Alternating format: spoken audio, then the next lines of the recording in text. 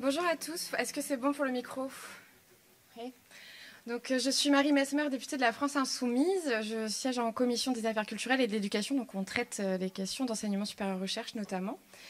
Et donc, j'ai l'honneur d'animer cette deuxième table ronde qui va avoir un enjeu quand même assez important, c'est de dire autre chose que ce qui a été dit dans la table précédente, parce que c'était très riche. Donc, on va essayer de faire... je sais que de toute façon, les syndicats ont souvent beaucoup de choses à dire et d'historique à nous rappeler, comme la table précédente, c'est évident. Pour commencer, je voulais rappeler qu'aujourd'hui, c'était la première journée de la commission sur les modalités de contrôle par l'État des établissements scolaires publics et privés. Donc ça peut aussi un peu alimenter notre réflexion, c'est-à-dire qu'une pression populaire, notamment sous le coup de scandales de violences sexistes et sexuelles, a enfin permis à ce que l'État et les députés puissent proposer et aboutir à la mise en œuvre d'une commission d'enquête qui va avoir pour but premier d'analyser le contrôle et les manquements, les défaillances de l'État dans le contrôle des établissements. À la base, c'était uniquement privé dans l'éducation nationale et on a fini par ouvrir avec les discussions en commission aux établissements publics. Je veux dire aussi que ce colloque s'inscrit dans la suite de la parution du livre Le Cube de Claire Marchal qu'on a pu entendre tout à l'heure, qui traite particulièrement des méthodes de Galileo, qui est le premier groupe d'enseignement supérieur privé à but lucratif. Je ne sais même pas si on l'a dit, parce que je suis désolée, j'ai dû faire beaucoup d'allers-retours en même temps que la première table ronde, mais Galileo, c'est 1 milliard de chiffre d'affaires et 210 000 étudiants. Donc c'est quand même énorme. Et donc le livre de Claire Marchal est paru début mars. Ce qui permet aujourd'hui de dire que là aussi, il y a un contexte, une pression populaire, des analyses, une documentation qui peuvent permettre à la fois de tenir ce colloque, mais pourquoi pas d'imaginer aussi la tenue d'une commission d'enquête sur l'enseignement supérieur privé lucratif. Donc c'est aussi des réflexions qu'on peut avoir, nous, en tant que députés. Et ces tables rondes, aujourd'hui, nous alimentent. Donc je tiens à remercier particulièrement mon collègue Arnaud Saint-Martin pour l'organisation, ainsi que toute son équipe pour l'organisation de ce colloque et la gestion des tables rondes. Et aussi, vous, chères organisations représentatives syndicales qui êtes à mes côtés, de votre venue, de votre disponibilité et de la richesse de ce que vous allez pouvoir nous dire sur l'heure à venir. Donc, autour de la table, nous avons... excusez-moi, je n'ai pas envie d'accrocher vos noms de famille, donc je me mets en même temps sur les noms. Donc, on a Héloïse Lefebvre, qui est du coup représentante de l'Union étudiante. Ensuite, nous avons Salomé Ocar, représentante de l'UNEF pour la partie étudiante. À mes côtés, collègue René Kevin Letétour, qui est aujourd'hui représentant de Sud Éducation. Puis, nous avons Solveig Langen, oui. Super, de la CGT FERCSURP. Puis Anne Roger, qui est représentante du SNESUP. Et enfin, Michel Artaud, qui est aussi également représentante du SNESUP. Donc, disons que pour commencer, les politiques publiques aujourd'hui sont, et ainsi que les lacunes juridiques dans du cadre juridique qui ne sont plus approuvées, sont très très favorables à l'essor du privé. On apprend par exemple dans le Cube que des anciens ministres comme Muriel Pénicaud sont présents dans les instances dirigeantes des grands groupes privés. On y lit aussi que toutes les dérives du secteur de l'enseignement supérieur privé à but lucratif sont bien connues ici par nous qui sommes intéressés par la question, mais aussi de plus en plus par les familles qui s'intéressent un petit peu à Parcoursup, c'est-à-dire des classes surchargées, des frais d'inscription qui sont très très élevés et même des méthodes de pré-réservation de places pour des lycéens. Il y a aussi des observations claires que les groupes comme Galileo transforment les écoles qu'ils rachètent en usines à étudiants avec un seul objectif, la sacro-sainte rentabilité même du savoir. Et face à cette situation inacceptable, Elisabeth Borne et Philippe Baptiste, nos deux ministres chargés de l'Éducation nationale et de l'enseignement supérieur et de la recherche, ont annoncé il y a peu qu'une inspection interministérielle serait missionnée pour une plus grande transparence du fonctionnement des établissements d'enseignement supérieur privés à but lucratif. Donc, est-ce qu'on doit en attendre quelque chose ? Ça, c'est une vraie question et peut-être c'est là-dessus que j'aimerais qu'on aille un peu dans l'échange, d'autant qu'il y a déjà un rapport, une mission d'information sur l'enseignement supérieur privé lucratif qui a été paru par l'Assemblée nationale en avril 2024. Donc on ne découvre pas tout ça, mais si aujourd'hui Philippe Baptiste et Elisabeth Borne finissent par annoncer tout ça, c'est bien qu'il y a une pression populaire, intellectuelle, de familles aussi, d'étudiants autour de Parcoursup, de ses dérives, mais aussi de l'enseignement supérieur privé à but lucratif. Donc, faut quand même que je précise que le rapport de la mission d'information la dernière fois montrait déjà que le privé lucratif, c'était un angle mort des politiques publiques. Et aujourd'hui, ce que je veux emmener en introduction, c'est demander si c'est pas sciemment que le privé lucratif était un angle mort. Pourquoi? J'ai donc quelques hypothèses. Déjà, le premier, c'est que l'enseignement supérieur public a été serré à la vis, si on ne peut pas dire étranglé par les politiques publiques. On le voit encore avec le budget, le projet de loi de finances 2025, sur lequel Arnaud et moi, pour notre groupe parlementaire, on a suivi la discussion budgétaire et on en était responsable. Donc on a beaucoup communiqué dessus. Le bilan, après un 49.3, c'est moins 1,5 milliard sur l'enseignement supérieur et la recherche, alors que ce dernier était déjà à l'os. Donc, on peut se demander si on n'organise pas la défaillance du service public au profit de la montée du privé. Pareil, deuxième hypothèse, on l'a vu grâce aux organisations syndicales et à des chercheurs qui ont signalé la vague E de l'HCERS aujourd'hui nous montre qu'il y aurait peut-être une manipulation ou en tout cas des évaluations qui auraient été détournées entre la phase d'évaluation et la parution des avis. Déjà, avis, qu'est-ce que ça veut dire? Voilà. Donc, on a de plus en plus de syndicalistes, de chercheurs qui s'indignent. C'est pas n'importe quelle filière qui sont visées d'ailleurs. On a des IUT, des filières philosophiques. Et là aussi, dégrader l'évaluation qu'on donne à nos formations du public, est-ce que ce serait pas faire le lit à l'enseignement supérieur privé, voire à but lucratif? Troisième hypothèse, donc on en a déjà beaucoup parlé sur la table précédente, mais la réforme de l'apprentissage de 2018, donc c'était la loi LCAP, a montré que 26% des entrées en apprentissage post-bac, elles se faisaient dans le privé lucratif. Donc ça aussi, c'est une manne financière pour le privé lucratif, d'autant que ça a été en plus accéléré après la période Covid. Donc là encore, quel dispositif on crée? Est-ce qu'on crée des dispositifs garants du service public, du bien commun, de l'émancipation de toute une génération qui va avoir les moyens d'accéder à l'enseignement supérieur et à la recherche, mais aussi d'y réussir? Dans ce cas, ça s'appelle la démocratisation. Ou est-ce qu'on crée des dispositifs qui vont favoriser une compétition, une concurrence sur le marché du savoir? Je mets entre guillemets parce qu'évidemment, je ne crois pas que le savoir est un marché. Quatrième hypothèse qui me ferait dire que la montée du privé lucratif se fait sciemment, c'est qu'on a une confusion du public-privé en permanence. On le voit, on a parlé tout à l'heure des bachelors, des BUT, c'est une des dernières réformes que moi j'ai suivies en tant que syndicaliste étudiante, qui pour moi a été très mal suivie parce qu'on n'a pas vu à quel point elle mettait la confusion entre le patronat, l'idée même d'avoir un diplôme, la territorialisation des diplômes et le fait de voir des étudiants comme une main-d'œuvre bon marché à la sortie des études. Mais on le voit aussi avec le master au lieu de master, qui a aucune valeur légale du diplôme desservi à la fin. Et donc, ça s'apparente à des pratiques commerciales trompeuses. Dans n'importe quel autre secteur, si ce n'est celui de l'enseignement supérieur et de la recherche, on dirait que c'est des pratiques commerciales trompeuses et que les groupes privés manipulent sciemment pour faire venir des personnes jeunes dans leurs écoles. On a aussi, on en a parlé tout à l'heure, l'immense présence du privé sur Parcoursup. Encore, maintenant, on le voit, il y a une petite mention privée, mais à l'époque, quand ils sont arrivés sur la plateforme, il n'y avait même pas de mention privée. On savait juste que c'était une école privée en arrivant à l'information des frais d'inscription à la fin. Et encore, il faut être informé des frais d'inscription pour savoir que c'est du privé. Et enfin, on a des diplômes qui sont de plus en plus coportés. En 2020, quand j'étais encore élue en conseil d'administration d'université, ils ont commencé à arriver par les diplômes d'actuariat, de notariat, en disant mais non, mais c'est quand même prestigieux, il y a des écoles qui font ça avec une expérience, avec des chercheurs, enfin des professionnels qui sont compétents dans leur domaine, dont les noms sont reconnus. Il faut absolument qu'on ait un double diplôme privé-public pour avoir une légitimité de notre diplôme et une reconnaissance derrière. Et puis, bon, ça infuse et ça vient sur toutes les filières. Et enfin, on avait de toute façon, même dans le public, l'arrivée en masse du privé.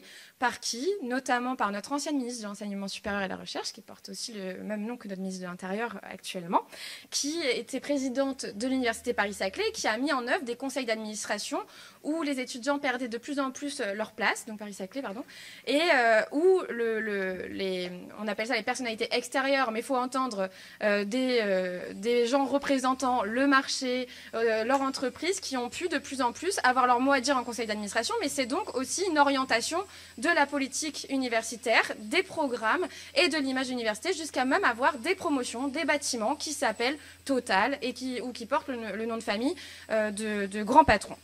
Donc ça, c'était déjà le cas dans le public. Donc les conséquences, aujourd'hui, c'est que le privé prend la main même sur les filières qui sont saccagées parce qu'on n'a pas ouvert assez de place, comme la psychologie qui, par exemple, pourtant est une filière tout à fait académique et très reconnue dans le milieu universitaire. Aujourd'hui, on a des écoles privées qui ouvrent des filières de psychologie. On a un étudiant sur 4 qui est dans le privé et ce secteur passe de 15% dans les années 90-2000 à 26,1% des étudiants en 2024, soit 766 800 étudiants. Donc, en un peu plus de 10 ans, les inscriptions dans le privé ont augmenté de 72% contre 11% dans le public. Et ce chiffre, à lui seul, doit aujourd'hui nous alerter. Donc, on ne peut que interroger la volonté politique qu'il y a derrière et l'histoire de la casse de l'université qui, à mon sens, est quand même très récente depuis la LRU, que j'espère, durant mon mandat, réussir à abroger. Voilà. Donc, pour commencer sur cette table ronde, et je remercie encore les intervenants qui sont autour de moi, j'ai une question d'introduction et puis je reviendrai ensuite sur 2 autres questions. Mais pour vous, peut-être vous répartir la parole de 3 minutes chacun. Quelles sont les conséquences concrètes, d'abord et surtout, sur les étudiants du manque de contrôle de l'enseignement supérieur privé et de l'enseignement supérieur privé à but lucratif? Quelle est l'ampleur de l'arnaque aux faux diplômes, aux fausses écoles dont j'ai parlé? Et je parle aussi, j'aimerais bien, si vous pouvez, en tout cas pour les organisations représentatives étudiantes, un petit focus sur les étudiants étrangers qui sont beaucoup victimes du privé. Voilà, je vous laisse la parole, peut-être dans l'ordre, enfin, qui veut prendre, mais sinon, Héloïse, tu peux commencer. Et voilà. Oui, d'accord. D'abord, pour commencer, moi je suis Héloïse, je suis représentante de l'Union étudiante et je vous remercie pour l'organisation de cette table ronde, d'autant plus que nous, on voulait rappeler que ça se fait quand même dans un contexte de mobilisation étudiante et de mobilisation des personnels et des enseignants des universités.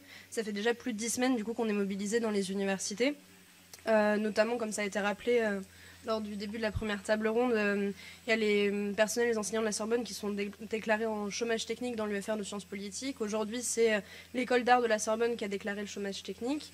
Et donc, c'est une mobilisation qui veut faire face à la tentative du gouvernement d'asphyxier encore plus les universités publiques en vue de sa libéralisation, de sa marchandisation, et donc de détruire l'enseignement supérieur public. Donc, c'est 1,5 milliard de coupes budgétaires qui sont assénées à l'enseignement public. Et donc, ces coupes budgétaires, elles représentent 15 fois l'université de Rennes 2 en termes de subventions publiques ou 69 fois l'université de Nîmes, par exemple. Donc, elles viennent affecter directement les conditions d'études des étudiants. Donc, on en voit déjà les conséquences à l'échelle de nos universités. C'est une baisse du nombre de places, une augmentation de la sélection. Donc, il y a 100 000 bacheliers tous les ans qui restent sans solution après Parcoursup. C'est 90 000 sans master. Donc, en somme, avec l'Union étudiante, nous, on compte qu'il manque 150 000 places en urgence, à la fois en licence et en master. Et donc c'est aussi un taux d'encadrement en chute libre, comme ça a été dit tout à l'heure, et un échec organisé de tous les étudiants dans le secteur public, parce qu'il y a une grande précarité des étudiants et des étudiantes. On est obligé de se salarier, c'est la première cause d'échec en licence. C'est aussi des conditions d'études qui sont dégradées, des plafonds qui s'effondrent sur les étudiants, des amphithéâtres qui sont mal chauffés, des fermetures de bibliothèques universitaires. Et donc c'est aussi des conditions de vie indécentes. Il y a un étudiant sur 2 qui saute des repas, un étudiant sur 2 qui est mal logé, et derrière les bourses étudiantes, elles ne suivent pas du tout.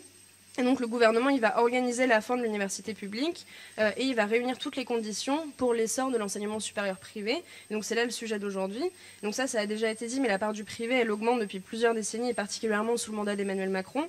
Il y a un manque de financement de l'enseignement supérieur public, une organisation de la sélection parce qu'il y a un manque de place, et avec l'angoisse qui est générée du côté des étudiants avec Parcoursup, les étudiants vont se trouver encouragés à se tourner vers le privé. Et rapidement sur la question des étudiants étrangers qui sont particulièrement touchés par la question de l'enseignement supérieur privé. C'est notamment le cas parce que faute d'être admis dans des formations qui sont publiques, les étudiants étrangers ils vont se tourner vers des établissements privés parce que c'est la seule garantie pour eux de renouveler leur droit de séjour en France. Et donc c'est par là que les préfectures vont apprécier le renouvellement de leur droit de séjour en fonction d'une inscription dans un établissement d'enseignement supérieur. Et donc, les étudiants étrangers représentent 14% des étudiants à travers toute la population étudiante en France.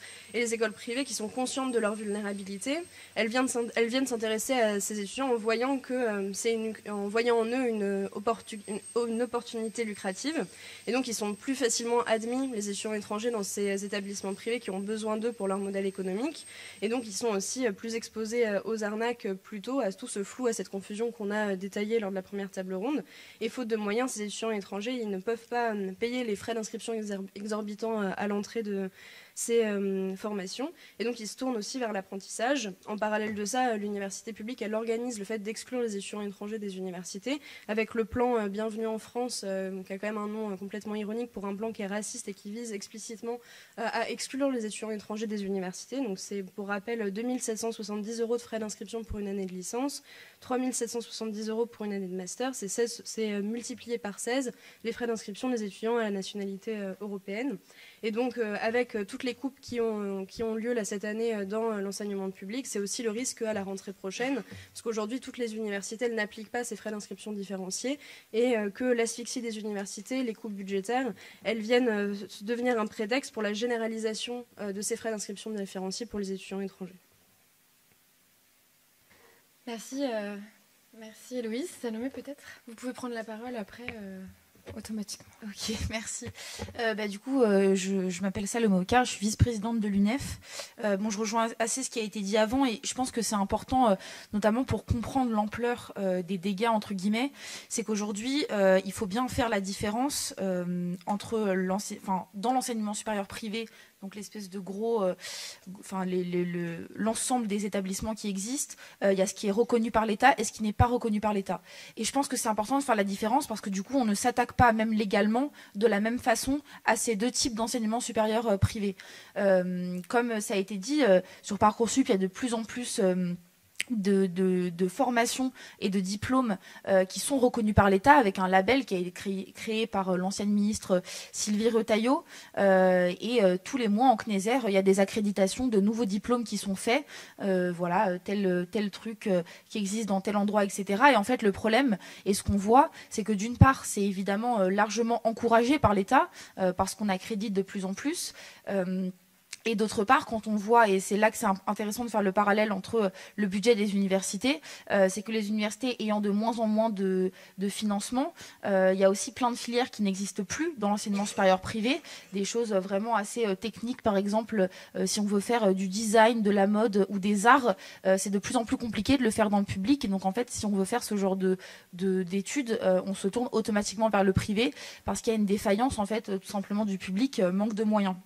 Et ça, c'est important, je pense, de faire le parallèle là-dessus, parce qu'en effet, pour répondre un peu à la question qui était posée, c'est évidemment, pour nous en tout cas, totalement sciemment que l'État, en tout cas le gouvernement, détruit l'enseignement supérieur public pour favoriser l'enseignement supérieur privé.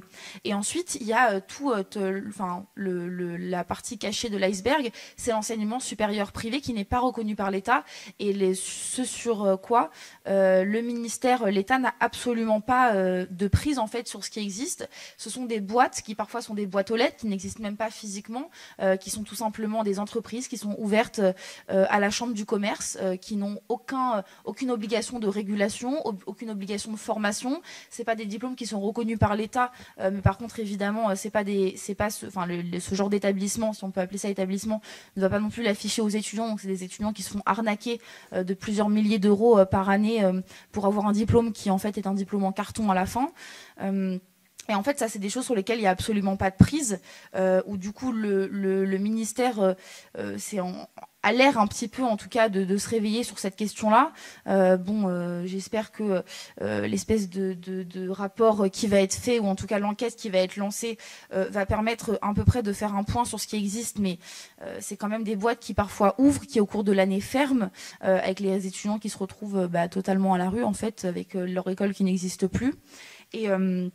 Et donc j'espère que ce sera une première étape, mais en tout cas les chiffres sont déjà là par ailleurs, et donc pour nous l'urgence est à la régulation d'une part, pour aller vers l'interdiction évidemment. Et si je pouvais ajouter quelque chose par ailleurs sur les étudiants étrangers, en effet, et ça c'est quelque chose qui par ailleurs est extrêmement compliqué à réguler, c'est le démarchage qui est fait dans les lycées. Il y a des lycées dans plein de pays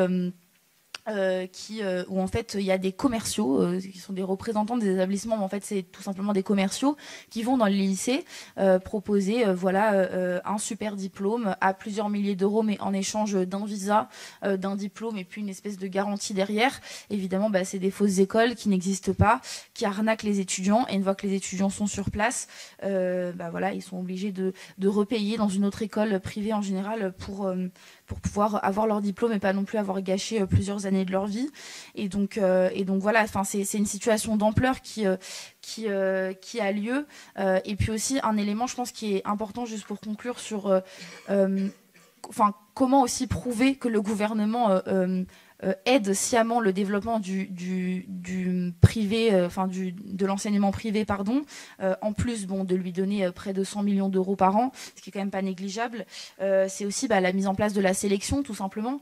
Quand on voit le nombre d'étudiants qui se tournent vers le privé, c'est pas parce qu'ils veulent absolument payer 5-6 000 euros leur année, c'est parce qu'en fait ils n'ont pas de place dans le public, parce qu'il y a la sélection, et que derrière, s'ils veulent faire des études, une des solutions, s'ils ont les moyens et beaucoup contractent des prêts par ailleurs, c'est de se tourner vers le privé, et c'est comme ça aussi que le privé fleurit autant aujourd'hui en France. Merci Salomé. Kevin?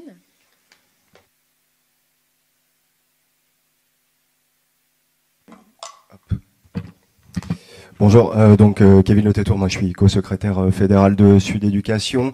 Bon, c'est un peu compliqué d'arriver à ce moment-là de la table ronde. Il y a quand même beaucoup de choses du colloque, pardon. Il y a beaucoup de choses qui ont été dites sur la question des conséquences sur les étudiants. Je pense que c'est plus aux organisations syndicales étudiantes de répondre. Sur une première réponse un peu générale, nous on pense que le fait marquant quand même à voir là sur cette question-là, c'est qu'on arrive au terme, à la fin des années 90, il y a eu la marchandisation des services publics qui a été décidée au niveau de l'OCDE à pas mal de niveaux, et l'éducation et l'enseignement supérieur sont des marchandises comme les autres pour un certain nombre d'acteurs privés. C'était l'UNIS, l'Union des industries de la Communauté européenne, qui parlait d'économie de la connaissance construire l'économie de la connaissance la plus dynamique et la plus compétitive du monde. C'est lié en même temps avec le processus de Bologne enclenché en 1998, qui est sur la casse des cadres nationaux des diplômes, qui va entraîner les réformes LMD, les réformes LRU derrière, le poids des entreprises dans le contenu des formations, la mise en concurrence des filières. Donc en fait, on pense qu'on en arrive là aujourd'hui, 25 ans après. L'éducation et l'enseignement supérieur, on va dire à la sauce bolognaise, c'est devenu des marchandises comme les autres. C'est des marchandises qui sont extrêmement rentables. On est sur des taux de rentabilité qui sont à 20% à peu près pour Galileo de ce qu'on a pu retrouver, pour des fonds de pension américains, pour des grands groupes privés, parce qu'on parlait de Galileo tout à l'heure, ça n'a pas été dit, c'est aussi des holdings, la famille Bettencourt. Quand on parle d'entreprises privées, c'est pas la petite PME du coin sympathique qui va prendre en apprentissage, c'est des grands groupes et des fonds de pension américains ou anglo-saxons. Par ailleurs, nous on parle pas d'enseignement supérieur privé, on parle d'entreprises privées qui font de l'enseignement supérieur, parce qu'en fait c'est une entreprise privée qui s'est trouvé un marché comme un autre, c'est un marché comme un autre, et qui développe ça. L'autre fait marquant, c'est l'accélération quand même depuis l'arrivée de Macron au pouvoir en 2017, aussi avant en tant que ministre de l'économie, mais il y a quand même une accélération au niveau de l'apprentissage, du transfert. Et en fait, on a un transfert d'argent public massif vers le privé, et ça s'accélère. C'était le cas aussi un petit peu avant, mais ça s'accélère de plus en plus. Galileo, donc c'est 80 millions d'aides de France Compétences en 2021 et 130 millions en 2022. Omnes, c'est un tiers de son chiffre d'affaires qui est de 420 millions qui est dû et qui est grâce aux aides à l'apprentissage. Et ce que disait Julien Gossa tout à l'heure, c'est-à-dire que si on met en balance avec le budget de l'enseignement supérieur et de la recherche, alors les subventions pour recherche publique, en effet, c'est 15 milliards. On peut dire que ça monte jusqu'à 25 milliards sur le budget MIRES, 25 milliards d'apprentissage, 25 milliards de budget MIRES. On rajoute à ça les 8 milliards du crédit impôt recherche qui est une niche fiscale et qui est donnée par l'État à des entreprises, et en grande partie à 500 grandes entreprises qui payent pas d'impôts ici, Total, etc. Et les retombées en termes de recherche et développement sont pas terribles. Même la Cour des comptes dit que pour 1 euro investi par le crédit impôt recherche, il y a 1 euro qui redescend. On peut dire encore heureux que pour 1 euro donné, il y a 1 euro qui redescend dans la recherche. Si c'était moins, c'est vraiment qu'on leur donnait de l'argent. Mais c'est quasiment le cas en fait. C'est voilà. Et donc c'est quasiment le même. Je ne sais pas si on peut citer Marx ici, mais mes camarades m'ont donné l'occasion, m'ont donné le droit de le dire. Mais en fait, on est sur ce truc vraiment de dire qu'un gouvernement moderne n'est qu'un comité qui administre les affaires communes de toute la classe bourgeoise. Dans ce transfert d'argent public, on voit bien que là aujourd'hui, l'État, enfin les gouvernements, les précédents gouvernements à travers l'État. Et son personnel, parce qu'on a parlé de Pénicaud, de Pépi, de Martin Hirsch, etc., ça se voit, le pantouflage est vraiment trop visible, mais la haute autorité de la transparence pour la vie publique a dit que c'était OK, donc on va dire que c'est OK. Mais donc voilà, vraiment, on voit que le gouvernement est...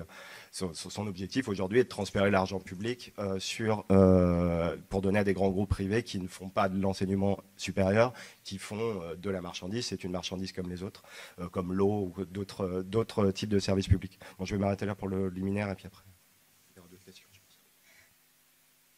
Merci beaucoup, Kevin Solveig. Oui, bonjour à tous, merci pour l'invitation. Effectivement, c'est pas facile parce que beaucoup de choses ont déjà été dites. Peut-être pour appuyer quelques points, moi il me semble que le fond de la question, enfin je rejoins ce qui a été dit déjà tout à l'heure et puis là à l'instant, notamment par Kevin et d'autres. En fait, cette marchandisation, elle est en marche depuis un certain temps. Enfin, si on parle effectivement, d'une part, l'enseignement supérieur privé existe depuis fort longtemps, et pas seulement depuis Macron, depuis Bologne, etc. Mais on est évidemment aujourd'hui sur des proportions complètement différentes. La marchandisation, le marché de la connaissance, et donc quand on dit marché, on dit bien concurrence, enfin... Je rejoins complètement ce qui vient d'être dit. C'est quand même les années 90, en fait. C'est quand même le processus de Bologne qui met un vrai coup. Alors après, il est certain que nous, dans notre analyse CGT, on n'est pas les seuls. On estime que Macron a largement aggravé les choses, c'est certain. Mais disons que c'est pas le seul, ou c'est pas le premier. Et tout ça, c'est quand même lié à une vision du monde, une vision de ce qu'est l'éducation, l'enseignement supérieur et la recherche, accessoirement. C'est comme ça a été dit tout à l'heure par Julien Gossa, si je ne me trompe pas. L'idée, c'est est-ce que l'enseignement supérieur, est-ce que les études, en gros, c'est un bien commun qui profite à la société et donc qui doit être un bien public, du coup, parce que c'est une élévation générale du niveau, etc., et que ça apporte des choses pertinentes à l'ensemble de la société, ou est-ce que c'est un investissement privé, dans le sens, un investissement individuel, et donc c'est deux façons totalement différentes de voir le monde. Et sans surprise, les gouvernements libéraux qui sont au pouvoir depuis quelque temps sont plutôt sur la deuxième option. Et c'est pas seulement sur l'éducation. Ça s'applique quelque part à absolument tous les domaines. Et une fois qu'on a... Si on part de ce point de départ, comme ils le font, eh bien forcément... le SR privé, il faut le développer. Forcément, il est complémentaire avec le SR public. Enfin, forcément, c'est quelque part leur politique est cohérente. Et il n'y a aucune raison, il me semble, de leur point de vue, qu'ils reviennent. Alors effectivement, peut-être là, ils disent bon, on va faire une enquête parce qu'ils sentent que ça bouge un peu, mais bon. L'enquête ne va absolument rien donner parce qu'en fait, on a déjà plein d'exemples de boîtes véreuses. On peut en citer des kilos. On a plein de traces, d'enquêtes journalistiques, de chercheurs, etc., qui démontrent depuis des années toutes les dérives en fait qu'il y a dans le SR privé.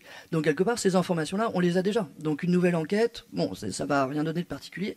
Et l'État est censé déjà avoir la main en fait sur le SR privé, puisque normalement il y a Calliope, normalement il y a, voilà. Mais dans la réalité, c'est pas du tout le cas. Donc moi, je dirais, pour le dire vraiment très brutalement, mais on en reparlera évidemment tout à l'heure sur qu'est-ce qu'on peut faire, etc. Mais dans la situation actuelle, on ne peut pas espérer beaucoup d'évolution. On peut espérer limiter les dégâts, en quelque sorte, mais c'est pas un label en plus, ou c'est pas limité. Évidemment, on a les mêmes revendications nous, on demande qu'il n'y ait plus aucune aide publique pour le SR privé, en fait, qu'il n'y ait plus d'argent du tout pour le SR privé. On n'est pas contre le SR privé, enfin, les gens ont le droit de monter leur boîte de formation, ou etc. Et puis, voilà, il y a privé et privé, on va dire, enfin, de plus ou moins bonne qualité. Mais une fois qu'il n'y aura plus d'argent public dessus, quelque part, ça sera une question purement de marché privé. Voilà. Eh bien, merci beaucoup. Je ne sais pas comment vous répartissez la parole, mais tous les deux, Anne et Michel. Ouais, on va prendre la parole chacune notre tour, mais pas à chaque fois sur chaque question. Hein. Sinon, ça va. Non, mais alors c'est un peu effectivement compliqué de savoir par quel bout prendre les choses parce que quasiment tout a été dit et bien dit et différemment par les uns et les autres. Juste sans répéter peut-être. Les choses qui ont été dites quand on veut évoquer ou évaluer l'ampleur de l'arnaque, c'est vrai que c'est particulièrement compliqué puisque on a quand même plus de 10 000 formations privées qui ont été référencées sur la plateforme avec près de 3 000 établissements différents et 42% des formations proposées sont privées. Donc après, si on veut effectivement mesurer l'ampleur de l'arnaque, eh ben on n'a plus qu'à espérer qu'il y ait plein de journalistes comme Claire Marchal qui puissent révéler tous les scandales. On a déjà un certain nombre de rapports. Arnaud Saint-Martin tout à l'heure a évoqué celui de la DGC, enfin la Direction Générale de la Concurrence et de la Consommation et de la Répression des Fraudes. Donc effectivement, ça c'est un outil important. Je pense qu'on doit pousser pour que ces outils-là et ces rapports et ces études se développent. Parce qu'on voit bien ce qui se passe en ce moment dans l'éducation nationale, justement, on se rend bien compte qu'il n'y a pas eu suffisamment de contrôle et que finalement maintenant il faut développer un contrôle et faire des rapports. Donc je pense que ça, il faut qu'on le porte, la question de la multiplication des rapports. Je le dis en vrac aussi, hein, excusez-moi, hein, mais j'ai repris tout ce que j'avais préparé. Finalement, je l'ai laissé côté, puis j'ai repris au fur et à mesure, puisque on parle des conséquences sur les étudiants, mais je pense que, alors nous, par exemple, on est un syndicat qui syndiquons donc les personnels, pas les étudiants. On ne syndique pas dans le privé. Et il y a aussi une question qui se pose quand même sur les conséquences sur le personnel. Et il me semble que ça peut être un angle mort. Alors je sais pas, j'ai pas encore eu l'occasion de lire l'étude de Claire Marchal, mais sans doute qu'elle en parle pas mal, la pressurisation, etc., etc. Mais enfin, en tout cas, je pense que quand on parle des conséquences sur les étudiants, je pense qu'il faut aussi parler des conséquences sur les personnels, parce que évidemment, des personnels qui sont sous pression, des personnels qui sont sous-payés, des personnels, etc. Forcément, c'est pas des personnels qui sont des enseignants ou des enseignants-chercheurs qui sont au service des étudiants de façon sereine et d'un projet de formation de façon. Le quatrième point que je voudrais évoquer aussi, c'est tout à l'heure Julien l'a évoqué en boutade, mais ou pas, je sais pas, a évoqué qu'il y avait une vague pour tous les établissements privés. C'est vrai que on est quand même assez perplexe devant le fait que le cahier des charges qu'on nous impose avec les évaluations de l'HCERES, il y a des indicateurs, on est évalué, il y a des avis défavorables, etc. On est assez perplexe sur le fait que le privé, lui, passe complètement à travers les mailles. Et on a un exemple qu'on a vu l'autre jour en CSE. On a des formations de premier cycle à l'Institut Saint-Pie X, dont le recteur est l'abbé Chotard, qui est un personnage notoirement anti-républicain, anti-laïcité, hein, qui ont reçu l'accréditation du ministère et qui sont reconnus comme des licences en humanité et en histoire, alors que les évaluations AERS et HCRS ont été très défavorables, mais là, pas de conséquences. On a la même chose sur l'Institut catholique d'études supérieures de La Roche-sur-Yon, avec 12 licences, dont sciences de la vie, droit ou mathématiques, qui concernent à peu près 10 étudiants. Les points faibles qui ont été relevés par l'HCRS, quand même, un manque de prise en compte des attendus standards de la recherche académique, notamment en termes de production scientifique, une absence de lien entre recherche et formation, des difficultés de conventionnement avec les autres établissements, un manque de représentation étudiante dans les instances de gouvernance, une absence de parité dans le comité de direction. Mais bon, il n'y a pas de problème. C'est tout ça passe. Donc on a l'évaluation, mais aucun souci. Donc on n'a pas de vague E, hein, pour le moment. Il n'y a pas de. Bon, on ne sait pas ce que deviendra la vague E, mais on peut voilà. Donc on peut peut-être demander à ce que les établissements publics soient évalués comme les établissements privés. Ça pourrait peut-être être efficace. Je vais arrêter là pour le moment, mais je reviendrai quand même sur le projet, parce que je trouve que ce que Solveig a évoqué sur la question du projet et ce que Julien avait commencé à questionner en début, je pense qu'on doit y revenir et puis se poser la question de l'espace dans lequel on peut réfléchir à ce projet, mais j'y reviendrai après, parce qu'il y a d'autres Et bien finalement, vous avez trouvé de quoi répondre à cette première question. Bon, y a quelque chose qui ressort de chacune de vos interventions, notamment, c'est la défaillance organisée. Et pourtant, normalement, on a un régulateur du service public, c'est l'État. Donc ma question c'est que fait-il? Où est-il l'État? Surtout quand on sait qu'aujourd'hui 60 universités sur 75, donc 4 sur 5 universités sont en déficit et qu'on ose présenter un budget tel qu'il a été voté, enfin passé par 49.3 il y a quelques mois. Est-ce que vous pouvez revenir un petit peu dessus, votre analyse? Quelles conséquences concrètement pour les universités publiques, que ce soit enseignants, personnels et étudiants?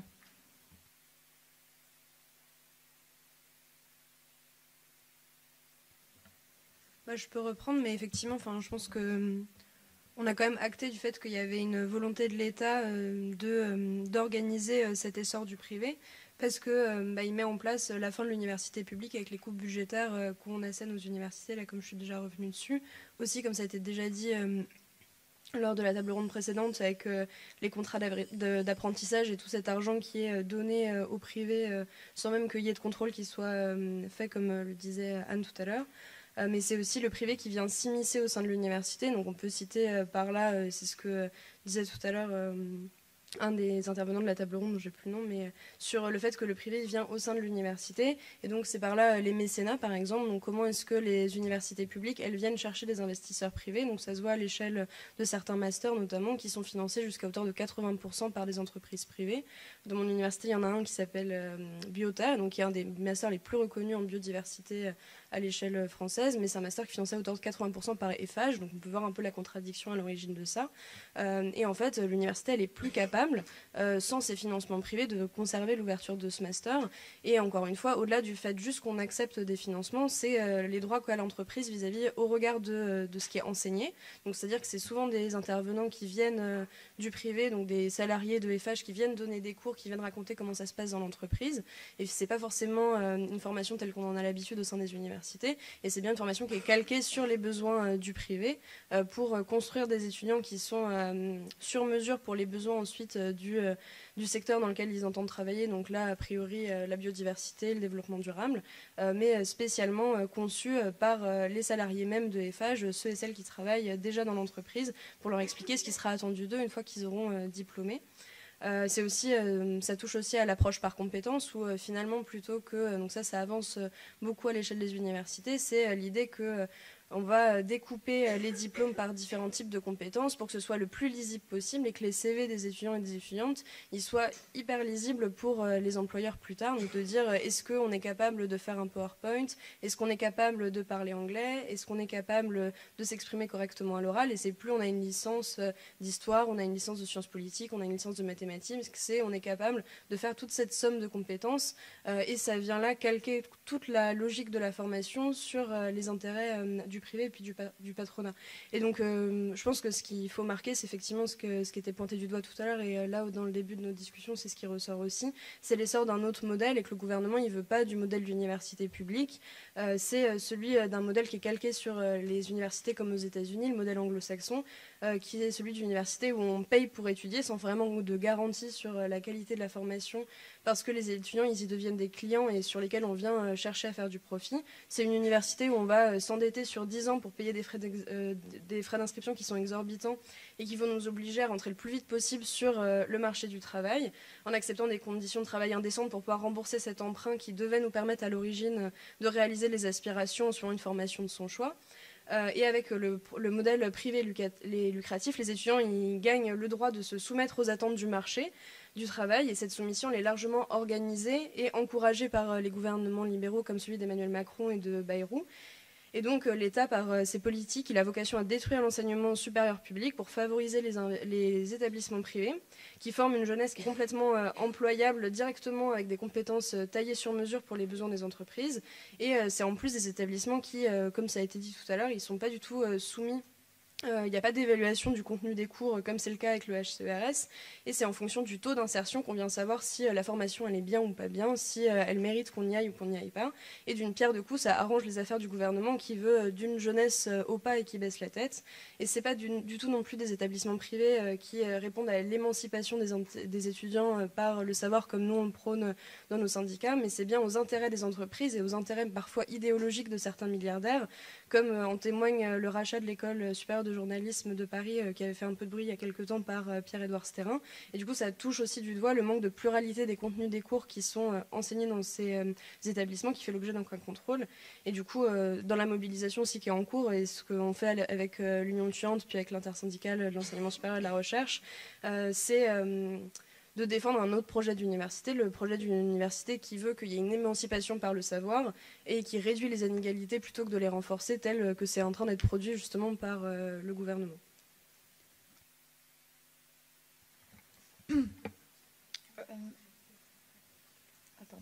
Ouais, du coup, bon, je suis complètement d'accord avec ce qui a été dit, et je pense que justement là où l'État se positionne aujourd'hui, c'est-à-dire, même pas en régulateur en fait, c'est juste en accompagnant et en développant le privé, l'enseignement privé.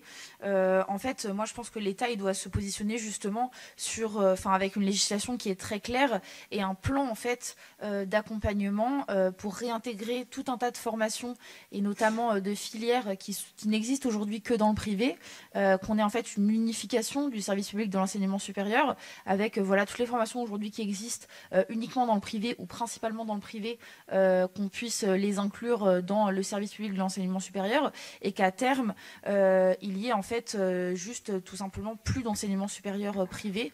Nous à l'UNEF on est pour une interdiction tout simplement de l'enseignement privé. On se positionne plus dans l'enseignement supérieur mais sur le secondaire également, mais bon c'est peut-être un autre sujet. Mais parce qu'en effet, le débat est est-ce qu'on considère le savoir et les connaissances et l'enseignement comme une marchandise ou pas. Nous, notre réponse, elle est clairement non. Et donc, suite à ça, en effet, on ne peut pas le vendre. Et c'est par ailleurs pour ça aussi que dans les revendications, il y a aussi la question de la gratuité totale de l'université qui s'accompagne en fait de ce genre de principe. Mais pour revenir aussi sur la question qui était posée sur les conséquences concrètes sur les universités du sous-investissement de l'État, les conséquences, on en parlait un peu tout à l'heure. Bon, je ne vais pas forcément parler des conséquences sur les conditions de travail parce que je pense qu'il y a des spécialistes autour de la table qui sauront bien mieux le dire que moi, mais sur les étudiants, et c'est aussi pour ça que le privé appâte, entre guillemets, parce qu'il y a des meilleures conditions d'études, évidemment, dans le privé. Quand on paye 6 000 € l'année, oui, on s'attend à avoir des ordinateurs qui marchent. Et c'est en tout cas la publicité qui est faite. Alors que dans l'enseignement supérieur public, quand on voit l'état de nos universités, je pense qu'il y a plusieurs créneaux sur lesquels, plusieurs axes en tout cas, sur lesquels on voit très concrètement les conséquences. Il y a la question de l'état de nos bâtiments.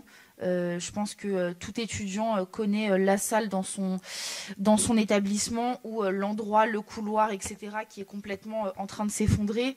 Là, actuellement, à l'Université de Lorraine, il y a quand même des étudiants qui se sont déplacés à plus d'1 heure de leur lieu d'études pour faire des travaux dans un bâtiment qui aurait tout simplement pu être fait, qui n'aurait pas été nécessaire si l'entretien du bâtiment avait été fait. À Créteil, on a quand même la dalle de l'université qui s'est effondrée. Et ça, c'est seulement 2 exemples parmi, je pense, tous les autres exemples. Il y a aussi des universités dans lesquelles, à l'université de Lille, il y a quelques années, pendant un hiver, les cours étaient passés à distance parce qu'il n'y avait pas assez d'argent pour mettre le chauffage à la fac. Et ça, c'est des conséquences très concrètes sur l'état matériel en fait des bâtiments. Mais il y a aussi la question de tous les cours qu'on fait passer en amphi plutôt que de les faire en TD, parce que tout simplement on n'a pas assez, il n'y a pas assez de budget pour embaucher des enseignants tout simplement, et quand on les embauche, l'objectif aussi que les gens soient titularisés plutôt que d'avoir des contrats précaires, mais c'est un autre débat, et donc en fait des conditions d'études qui sont dégradées par un manque de budget, avec 80% des universités aujourd'hui qui sont déficitaires, des budgets qui sont encore en baisse. Et ça, c'est des conséquences très concrètes sur les étudiants et où du coup, le privé fait aussi toute sa pub justement sur les meilleures conditions d'études. Je dis pas qu'évidemment l'enseignement est meilleur dans le privé, bien au contraire. On se demande parfois d'où sortent les diplômes des enseignants dans le privé. C'est en général pas des enseignants, mais des intervenants, etc., etc. Enfin bref, mais il y a toute la question de toute la publicité aussi que font ces boîtes privées et qui dénigrent énormément les conditions d'études dans l'enseignement public.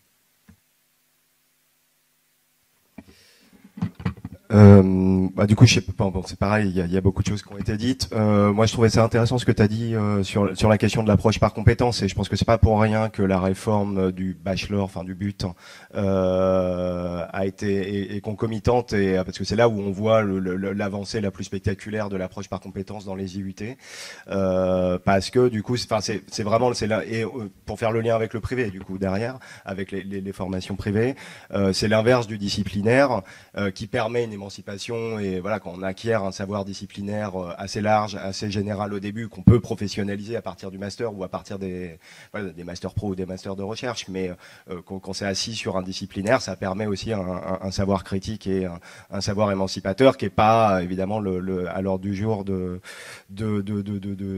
gouvernement ou de logique libérale. Que sur une logique libérale, on est sur du marché du travail pour des diplômés de l'enseignement supérieur, et on est vraiment sur la loi de l'offre et de la demande, en fait, avec la question de la valeur marchande, et le diplôme n'est plus en valeur d'usage, mais est une valeur marchande qu'on acquiert, que ce soit dans le privé ou dans le public. Et par ailleurs, c'est un petit problème cette question-là, c'est parce que dans le même temps, tu as un certain nombre de reconnaissances professionnelles qui sont mises à mal par le recul des conventions collectives dans le privé. Par exemple, dans la métallurgie, les conventions collectives n'existent plus. On reconnaît plus la convention collective de la métallurgie ne reconnaît plus le diplôme. C'est-à-dire que quand on arrivait avant on négociait un contrat dans le privé, on pouvait dire j'ai un diplôme, ce qui m'acquiert un titre d'ingénieur, de technicien, etc. La convention collective de la métallurgie sous dominance de l'UMM, etc., du patronat de la métallurgie, ne reconnaît plus les diplômes. Donc en fait, on va négocier, on est vraiment dans un rapport contractuel. Donc en fait, pendant que on est en train de marchandiser les diplômes, il y a un train de retard avec le patronat qui a déjà de toute façon complètement avancé sur la destruction des conventions collectives, enfin de la relation diplôme dans la convention collective. Ce qui est un petit problème. Sur la question des universités exsangues, bon, ça a été dit. Par ailleurs, ce à quoi on assiste dans les universités, c'est une augmentation vu qu'il y a une baisse des subventions de charges, des budgets de chaque université, faut aller chercher de la subvention propre, et le poids aujourd'hui de la formation continue dans les budgets des universités ne fait qu'augmenter. Et je pense que toutes et tous travaillant dans des universités, on s'en rend compte que les services de formation continue dans les universités, ça roule pour eux, pour ces services, et que les DGS, les CA, etc., c'est le service de formation continue. Il faut le choyer. Les personnels des services de formation continue, il en manque pas dans les services de formation continue, alors qu'il en manque partout. Voilà. C'est évidemment la question des hausses de frais d'inscription dans le public, qui est permis par la sortie du code de l'éducation d'un certain nombre d'établissements. Les grands établissements, la multiplication des EPE permet la multiplication de ces masters hors de prix.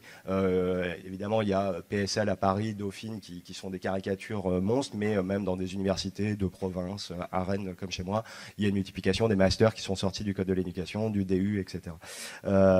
Et puis pour finir, je reviens un peu sur les questions des étudiants tout à l'heure, c'est qu'on est face à un double système qui reproduit et qui creuse les inégalités sociales, parce que tu as un endettement des familles, des inégalités face aux enjeux d'orientation et de sélection. On a parlé des salons tout à l'heure, je pense que c'était très intéressant. Et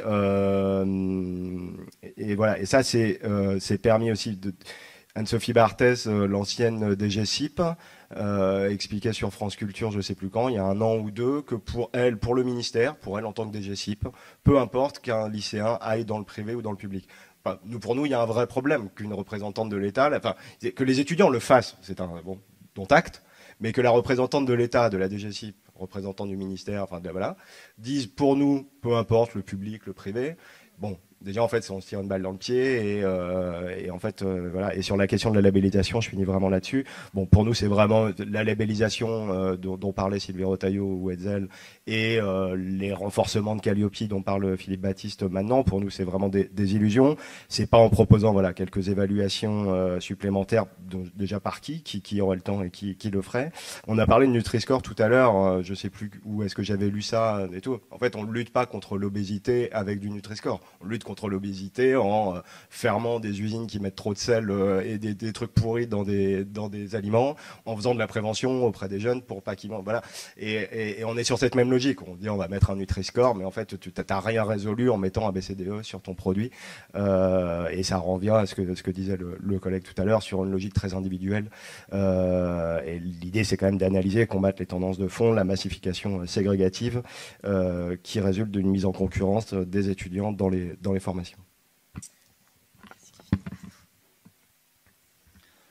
Oui, pour compléter et peut-être rebondir sur quelques points, je reviens sur cette histoire de convention collective, effectivement, qui commence à être détricotée, parce qu'il y a quand même un point qui est assez central dans tout ça, c'est justement le monopole de l'État, et non pas des universités, mais de l'État, pour la collation des diplômes nationaux. Et effectivement, historiquement, les conventions sont collectives, et donc les niveaux de salaire, accessoirement, dans l'ensemble des entreprises, sont basés là-dessus, en fait, se fondent là-dessus. Et effectivement, ça commence à être détricoté, ça a commencé avec les métallurgies, et c'est pas faute que les syndicats localement aient bataillé, mais voilà. Et ça, c'est des logiques qui sont souterraines, qui sont pas faciles à percevoir, en fait. De la même manière que pour un lycéen, c'est pas évident de se repérer sur Parcoursup, c'est privé, c'est public, c'est cher, c'est pas cher, le taux d'insertion, c'est pas facile. Quelque part, pour des salariés, c'est pas facile non plus de comprendre à quel point un diplôme est important. Parce qu'en soi, oui, mais moi, ok, j'ai un diplôme, mais avec mon expérience professionnelle, il y a beaucoup de choses qui se mélangent, et c'est quand même des choses qui sont pas si faciles d'accès, d'où l'intérêt de réfléchir à la question. C'est pas des éléments qu'on peut s'approprier comme ça en quelques minutes, en fait. Et du coup, ce point-là, en fait, est extrêmement important. Je reviens par rapport à est-ce qu'on voit les choses en mode libéral ou plutôt social, etc. Est-ce que le SR doit être un bien public ou pas, ou juste un investissement personnel. Il y a cet aspect-là, mais il y a aussi cette histoire que en fait, ça impacte l'ensemble de la société. Et si l'État commence à accréditer de plus en plus, ou à laisser à casser le monopole, en fait, à laisser des établissements privés distribuer des licences, des masters, des doctorats, et pas des masters ou des DBA, etc., des diplômes nationaux en tant que tels. C'est aussi une grosse question qui va bien au-delà du simple monde de l'ESR, en fait. Donc il y avait ce point-là sur lequel je voulais insister. Et puis peut-être deux autres choses aussi, pour pas être trop longue, et puis parce qu'il y a plein de choses... je vais pas revenir sur la pénurie budgétaire, sur tout ça. Bon, ça, je pense qu'on le sait tous. Voilà. Et puis les chiffres, ça circule un peu partout. Oui, deux choses sur tout le problème de le fait que le SR privé se développe, mais surtout les politiques gouvernementales qui sont à l'œuvre là depuis des années maintenant, en fait, orientent vers l'employabilité immédiate. Comme quoi, il faudra absolument que quand on étudie, qu'à la fin on ait un boulot. Alors évidemment, je dis pas que le principe de l'université c'est de surtout pas avoir de travail à la fin. Évidemment que non. Mais bien sûr aussi, et ça a été dit déjà plusieurs fois, bien sûr que le rôle de l'université publique, dans le sens où c'est un enseignement supérieur adossé à la recherche, émancipateur, etc. C'est pas, on n'apprend pas la même chose, on n'apprend pas juste à devenir ingénieur chez Total ou etc. On voit bien l'idée. Il y a aussi eu des attaques là-dessus dans le monde de l'ESR par rapport à la régionalisation et c'est toujours à l'œuvre en fait. C'est pas seulement lié au développement du privé. C'est pour ça que je pense qu'on est vraiment dans un système de pensée global et qui en fait s'applique, qui est assez tentaculaire en quelque sorte, parce que il y a quand même cette idée dans telle région, il faudrait former davantage de gens dans le secteur de la métallurgie, ou là dans le secteur de l'automobile, ou là dans le secteur de l'informatique, etc., etc. Voilà, comme si... et ça remet aussi en cause les diplômes nationaux. C'est-à-dire qu'une licence d'informatique, elle est censée voilà, évidemment, les enseignants n'ont pas des clones, donc il y a forcément des petites particularités pour chaque université, mais enfin, quand même, la cohérence nationale, si on part sur l'employabilité immédiate, elle est plus là. Et puis, je voudrais dire un mot aussi pour finir sur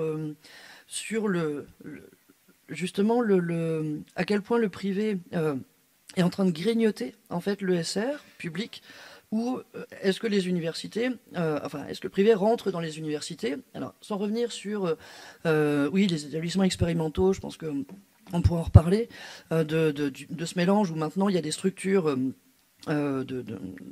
où les universités publiques peuvent être en lien avec des établissements privés, donc ça c'est une chose. Mais il y a aussi, peut-être un point qui n'a pas encore été abordé, ou pas beaucoup, c'est à quel point les universités sont obligées, justement à cause de la pénurie, du manque de moyens et des budgets qui sont en baisse, etc., sont obligées de développer leurs ressources propres. Donc Kevin le disait, c'est vrai qu'il y a la formation continue. Alors ça roule, oui et non. Parce qu'en fait, quand on discute avec des acteurs du secteur privé, des entreprises, enfin des entrepreneurs, je veux dire, ils rigolent hein, quand ils nous voient nos formations continues. C'est lamentable. Enfin, voilà. Et voilà, je voulais insister sur ce point-là. C'est aussi que le problème, à mon avis, un des problèmes, au-delà de la philosophie globale, un des écueils en fait de la politique qui est en place actuellement, c'est qu'elle ne pourra pas fonctionner si les universités n'ont pas la culture, la formation, et n'ont pas l'objectif non plus. Mais même si on évacue l'objectif, même en admettant que, ok, on est libéral et hop, il n'y a pas de problème, en fait, nous, personnels, n'avons pas les moyens, la culture, on n'a pas du tout le cadre pour fonctionner comme des entreprises privées, ce que sont les entreprises de l'ESR privé, justement, puisque ça a été dit. Et il y a des choses qui se mettent en place, hein, donc la formation continue, louer des espaces, etc., c'est pareil. On loue des espaces, mais beaucoup moins cher que... donc c'est pas du tout efficace. Il y a aussi tout le développement des fondations, en fait, dans les universités, où le rôle des fondations, c'est trouver du fric pour l'université, puisque l'université n'a pas suffisamment d'argent public. Et là, on est quand même sur des éléments qui sont... nous, il nous semble que c'est pas qu'il faudrait le réguler, c'est-à-dire il faudrait le réguler en donnant de l'argent, des subventions, que le SR fonctionne avec de l'argent public, et donc la question des fondations tomberait d'elle-même quelque part. Mais ça, c'est un énorme risque, et qui en plus, à mon avis, est extrêmement inefficace. On l'a vu sur les questions de management, c'est tout à fait un autre sujet. On ne sait pas manager comme ils ont fait chez Google il y a 15 ans. Nous, on s'y met vaguement maintenant, mais on est hyper en retard. Enfin, c'est n'importe quoi. Et je pense que c'est organisé aussi. C'est la même chose pour le financement.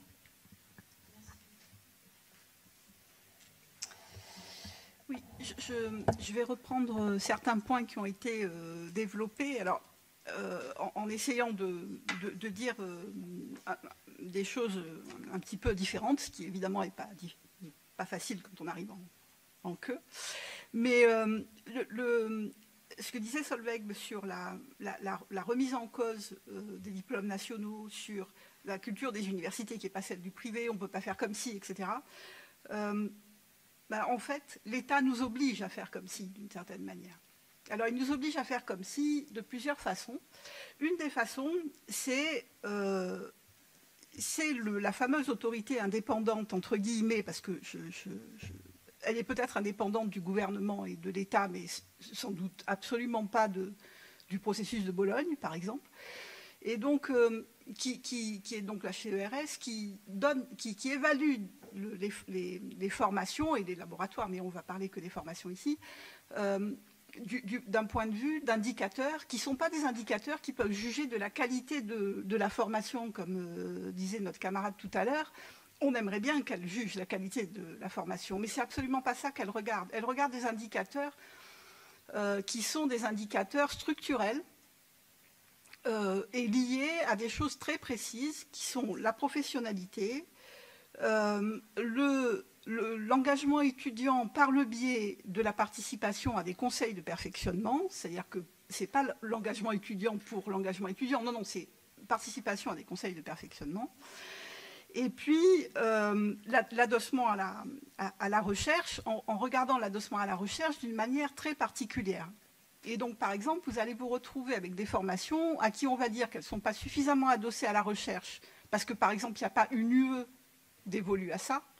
Sauf que l'adossement à la recherche, ça peut être aussi un travail de formation dans les UE qui ne sont pas dédiés à ça, par des enseignants-chercheurs, etc. Donc, on a tout ça. Et on a aussi, lié au financement insuffisant, le fait que l'État pilote aussi les universités par le biais du financement. Alors, ça, c'est les nouveaux... Alors, avant, on avait le dialogue stratégique de gestion. Maintenant, on a un truc qui s'appelle des contrats d'objectifs, de moyens et de performance. Donc, c'est notre troisième vague. Hein. On en a eu 2 avant. Et là-dedans, vous avez donc des indicateurs, enfin, vous avez des axes. Il y a 6 axes. Et dans les axes, vous avez un axe marque, en gros. Hein. Alors, ça s'appelle signature de l'établissement, d'accord, mais en fait, c'est à peu près ça. C'est-à-dire qu'il faut que l'établissement arrive à mettre en évidence sa particularité par rapport aux autres. Et c'est ça qu'on va financer. On va financer, par exemple, telle formation parce que on va mettre le paquet sur le développement durable, par exemple. Enfin, des choses comme ça. Et lié à ça, on a des aspects immobiliers qui ont été évoqués. Et comme on est à l'Assemblée nationale, je voudrais appuyer, comme cela a été dit par un intervenant dans la table ronde précédente, sur le rôle des collectivités territoriales. Parce que, de fait, aujourd'hui, on a les collectivités territoriales qui investissent largement sur l'immobilier privé. C'est-à-dire ils vont participer à la construction d'une école de telle nature, une école de telle autre nature, etc. Alors que, parallèlement, dans les contrats de plan État-région, qui sont des contrats qui sont passés entre l'État et les régions pour financer une partie de l'immobilier universitaire ou de l'immobilier public de l'enseignement supérieur, les investissements diminuent. Et en fait, c'est toujours lié à cette même histoire de marque, c'est-à-dire que, par exemple, à Rouen, il y a une école vétérinaire privée qui s'est montée, qui a été largement subventionnée par les collectivités territoriales, et parce qu'ils peuvent dire, regardez, on a fait quelque chose, on a aidé à fabriquer des vétérinaires alors qu'on en manque dans la région. D'accord ? Ils ne peuvent pas dire, regardez, on a subventionné l'université pour fabriquer des mathématiciens parce qu'on en manque dans la région. Ça ne marche pas, quoi. C'est pas vendeur. Hein. Donc on est dans cette stratégie commerciale alors qu'on manque de mathématiciens, hein, soit dit en passant. Donc cette histoire-là de bâtimentaire, c'est un ingrédient important parce que c'est quelque chose qui se voit de l'extérieur. Donc, par exemple, on va regarder, on va voir l'université, elle n'est pas dans un bon état, il y a effectivement un bâtiment qui s'écroule, il y a, etc. Mais ce qu'on ne voit pas, c'est les financements qui sont nécessaires pour arriver à mettre les bâtiments en état et qui ne sont pas donnés par l'État. Parce que l'État, normalement, devrait subventionner ça, puisque c'est l'État qui est propriétaire des bâtiments, pour une bonne partie. Parce qu'il y a une partie des universités qui ont la dévolution immobilière, mais ça, c'est autre chose. Oui. Et donc, je termine là-dessus. Donc, l'État ne donne pas des subventions, et quand on parle de ça, par exemple, au CNESER, où aux fonctionnaires est venu nous expliquer qu'il fallait absolument faire la rénovation immobilière des bâtiments pour la transition énergétique. On leur a dit oui, d'accord, très bien, parfait. Financer comment ? Ressources propres. C'est-à-dire, non, l'État ne vous donnera pas un centime, on n'a pas l'argent pour ça. C'est-à-dire qu'on est toujours dans cette tension, on n'a pas les moyens de faire ce qu'on nous demande de faire, et pourtant il faut qu'on le fasse pour pouvoir former les jeunes générations. Je vais m'arrêter là. Merci beaucoup. Maintenant, je vais vous demander un exercice qui ne va pas être facile, puisqu'il nous reste 20 minutes avant que j'invite Arnaud à me rejoindre pour qu'on puisse conclure. Donc, en 20 minutes, j'ai une question qui est peut-être assez complète. C'est vous, en tant que syndicat, que ce soit étudiant personnel, comment vous luttez concrètement contre l'enseignement supérieur lucratif? Que faire pratiquement contre ces dérives? Est-ce qu'il faut faire comme notre collègue qui est venu tout à l'heure nous parler, écrire des livres sur chaque groupe privé, comme Galiléo? Mais on sait qu'il faut dénoncer comment on peut répondre et informer au moment de Parcoursup les familles, comme on a eu une intervention tout à l'heure par... je crois qu'elle est partie, mais qui disait que même elle, en tant que mère, elle ne s'y retrouvait pas. Donc, est-ce que, du coup, d'ailleurs, même informer les familles pourrait éviter le privé? Comment y échapper d'une certaine manière? Et quel lien peut-être vous faites, vous, avec d'autres secteurs? Parce qu'on a l'éducation nationale premier cycle, on a les crèches, on a eu les EHPAD, les scandales autour du privé s'accumulent. Et pourtant, le privé continue sa belle et grande évolution rentable. Et enfin, quelle vision vous pouvez porter, vous, en tant que syndicaliste, sur les années à venir dans l'enseignement supérieur et la recherche? Voilà, tout ça dans maximum 3 minutes chacun. Si vous pouvez, je propose qu'on change de sens pour que vous puissiez commencer et qu'on finisse par les syndicats, les organisations représentatives étudiantes. Bon, si j'ai bien compris, la question, c'est qu'est-ce qu'on peut faire et qu'est-ce qu'on fait pour lutter contre le SR privé. Donc simplement, on lutte pour que le SR public vive, quoi. Et donc, moi, je pense qu'on a tout à l'heure, j'ai dit que j'évoquerais le projet. Effectivement, je pense que la question qui avait été posée au départ du projet de société et du rôle de l'ESR public, elle est vraiment à remettre en avant, parce que on a, nous, à nous poser la question du rôle qu'on joue de la part de cette ESR public dans la formation de la jeunesse, alors française et pas que française d'ailleurs, et on doit, nous, en tant que défenseurs, entre guillemets, mais pas entre guillemets, du public, être capable de parler de la plus-value de l'ESR public. Pourquoi c'est important d'avoir un service public de l'enseignement supérieur? Je pense que on a peut-être l'impression que ça va de soi, mais ça va pas de soi en termes de réponse. On a des outils pour y répondre. Je pense que le code de l'éducation est assez intéressant à relire. On l'a pas évoqué, le code de l'éducation, pour le moment, mais le code de l'éducation dit globalement ce qu'est l'enseignement supérieur public. Alors j'ai juste remis quelques petites choses parce que je trouve que ça mérite d'être dit. Le code de l'éducation dit notamment que le SR public vise au développement de la recherche, qui est un support nécessaire des formations dispensées. Il faut qu'ils diffusent des connaissances dans leur diversité.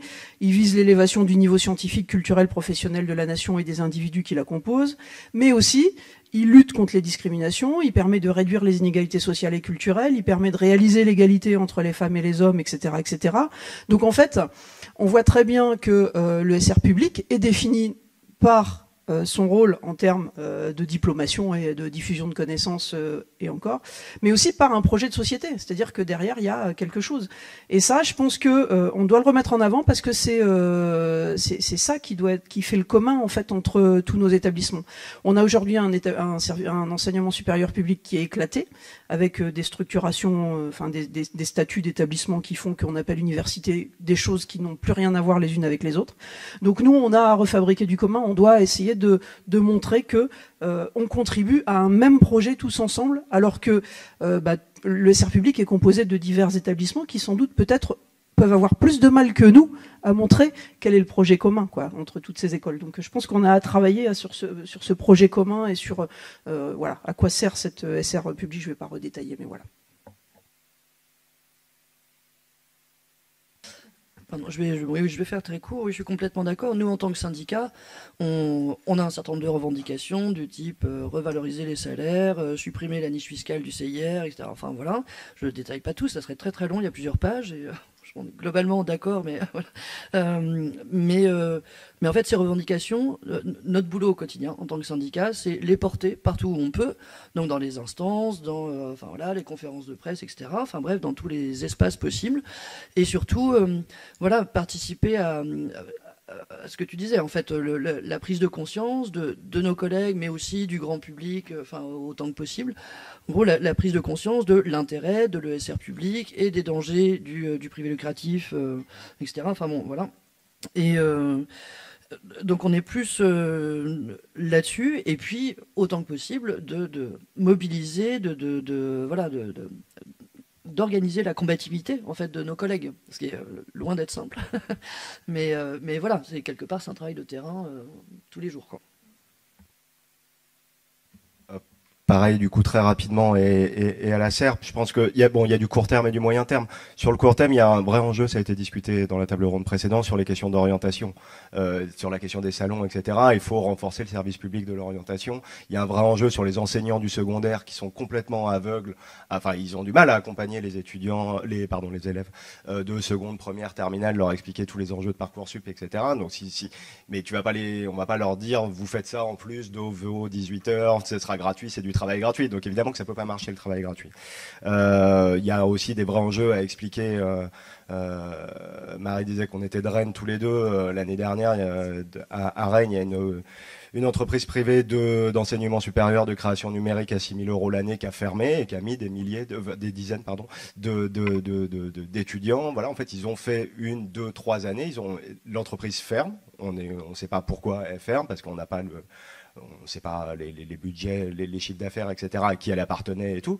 Mais en fait, tu as des dizaines d'étudiants qui se retrouvent sur le carreau en plein milieu de leurs études, qui ont payé et qui, à la fin, parce que l'entreprise qu'ils ont contracté, c'est ce que on disait tout à l'heure, c'est pas le code de l'éducation, c'est le code du commerce. Donc, ils ont contracté quelque chose. Là, voilà.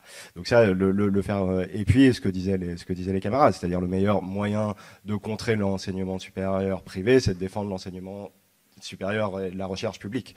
Et parce que on pense pas que les élèves sont tous fans de Thatcher et du privé et ils veulent absolument aller dans des trucs libéraux, etc. Ils y vont parce qu'ils sont pas acceptés dans l'enseignement supérieur public, parce qu'ils voient ce qu'est un amphi et une fac, et la plupart des facs c'est plutôt Nanterre que Saclay, et donc voilà, et c'est ça qui leur donne pas envie. Ils savent qu'ils auront pas qu'ils vont être dans des CM et des TD surchargés, etc. Et c'est pas pour l'amour de l'entreprise libre et non faussée qu'ils vont dans ces écoles-là. Et puis bon, je réponds pas. Et après, en effet, on a les revendications de retirer les formations de Parcoursup, de contrôle accru. Et je pense que la DGCCRF on doit donner les moyens aussi dans les trucs à court terme, donner les moyens à la DGCCRF vraiment de faire ces contrôles-là et que les avis du CNESER soient entendus. Bon, c'est comme toutes les instances des élus représentants du personnel, mais c'est-à-dire qu'on vote à 100% non, c'est pas possible. Comme on votait, c'est pas possible les EPE à 100%, dont acte, ça se fait. Donc il faut que les avis du CNESER soient suivis et pas consultatifs, sinon bon.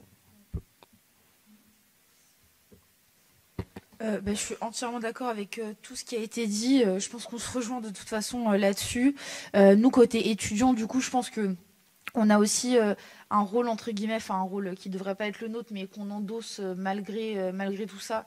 C'est aussi une forme de prévention faite auprès des étudiants, notamment sur en disant voilà attention, enfin sa publicité mensongère, en fait non, c'est un faux diplôme qui vous arrive, enfin qui arrive derrière. On accompagne aussi tous les ans des étudiants qui viennent nous voir parce qu'ils se sont fait arnaquer, parce qu'ils n'étaient pas au courant, parce que aussi et quand on parle de manque de représentation étudiante dans ce genre d'entreprise, en fait, c'est qu'il n'y a pas tout simplement d'élus étudiants. Et donc, quand les étudiants ont un problème avec un prof, avec l'administration, peu importe, en fait, ils ont aucune représentation, ils ne savent pas vers qui se tourner. Et donc, enfin, on a aussi ce rôle-là auprès des étudiants. Et puis, évidemment, je pense que la fin de l'ESR privé tel que nous on le conçoit, ça peut pas se faire du jour au lendemain, évidemment, au vu du nombre d'étudiants de toute façon qu'il y a dans le privé, comme ça a été dit, je crois que c'est plus de 700 000 que tu disais tout à l'heure, et donc évidemment ça peut pas se faire du jour au lendemain. Par contre, en fait, c'est comme toute grande réforme d'ampleur, ça s'accompagne d'une volonté politique, et je pense que, en tant que syndicaliste, on est assez convaincus que même si le gouvernement n'a pas la volonté politique de le faire, on va lui donner l'envie de faire quelque chose, parce qu'on va se mobiliser pour faire en sorte que notre volonté s'impose.